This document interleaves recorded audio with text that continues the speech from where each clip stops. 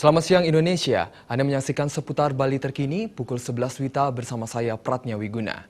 Menyikapi keluhan masyarakat akan sembrautnya pengerjaan trotoarisasi di sejumlah kawasan karena dinilai asal-asalan dan lambat, Komisi 3 DPRD Bali berencana memanggil pelaksana tender untuk dimintai keterangan.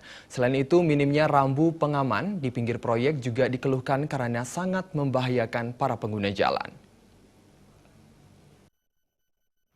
Pelaksanaan proyek trotoarisasi yang awalnya ditujukan untuk penataan wajah kota kini banyak dikeluhkan dan menuai protes dari berbagai kalangan. Seperti tampak di sejumlah ruas jalan Gatot Subroto yang mana belum selesai sepenuhnya dan material proyek masih berserakan, sementara tenaga proyek tampak sedikit. Padahal jika dilihat dari batas pengerjaan anggaran, maka seluruh proyek yang menggunakan APBD 2015 awal November ini semestinya sudah selesai dan diserahkan pertanggungjawabannya. Selain itu, minimnya rambu pengaman di sejumlah saluran yang belum ditutup sangat membahayakan pengguna jalan. Karena selain siang hari, kawasan ini sangat padat dan rawan kemacetan, di malam harinya juga ramai aktivitas. Menyikapi hal ini, Ketua Komisi 3 DPRD Bali Nengah Tambe berencana akan memanggil pelaksana proyek untuk dimintai keterangan. 1 bulan ini di Bali ini sudah mulai ada musim hujan, gitu ya.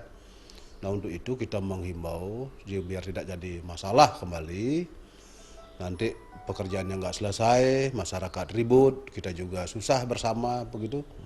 Bagaimana caranya sekarang mengambil sikap daripada pemenang tender ini untuk mungkin bisa melipat gandakan tenaganya atau bagaimana caranya teknis kerjanya biar lebih cepat.